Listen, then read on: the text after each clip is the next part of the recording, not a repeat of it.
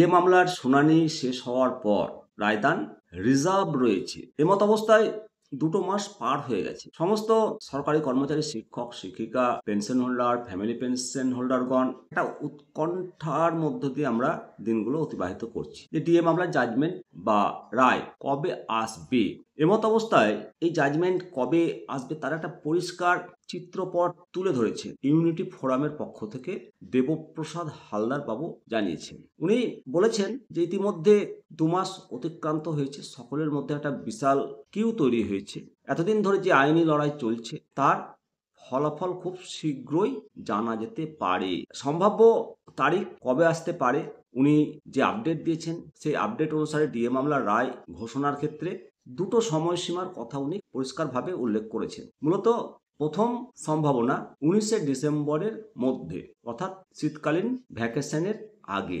দ্বিতীয় সম্ভাবনা বলেছেন জানুয়ারির ফার্স্ট উইকে, অর্থাৎ 2026 জানুয়ারির ফার্স্ট উইকে। চলতি বছরের ডিসেম্বর মাসের 19 তারিখের মধ্যে রায় ঘোষণাটা এটা একটা জোরালো সম্ভাবনা রয়েছে। তবে যদি কোনো কারণে ডিসেম্বরে রায়টা না আসে সেক্ষেত্রে 2026-এর নতুন বছর 1 জানুয়ারির পরেই ফার্স্ট উইকে রায় আসার প্রবল সম্ভাবনা রয়েছে। বর্তমানে রাজ্য সরকারি কর্মী, শিক্ষক, পেনশন হোল্ডারদের কাছে সবচেয়ে বড় প্রশ্ন, একমাত্র প্রশ্ন যে চূড়ান্ত রায় কবে আসবে।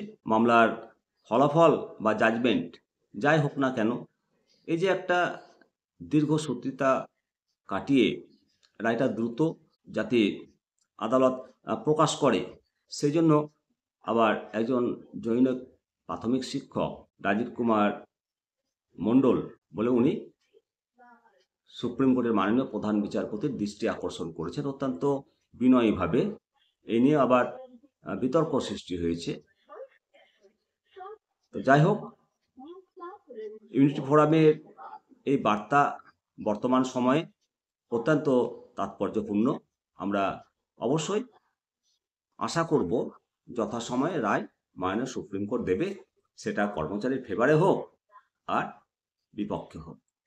যেটা রায় দেবে সেটাই আমরা মানতে বাধ্য, তবে রায়টা যেন দ্রুত হয় এটা মাননীয় সুপ্রিম কোর্টের কাছে আমরা অনুরোধ করছি। অবশ্যই আপনাদের মতামত দেবেন এবং শেয়ার করবেন, লাইক করবেন। জয় হিন্দ, জয় ভারত।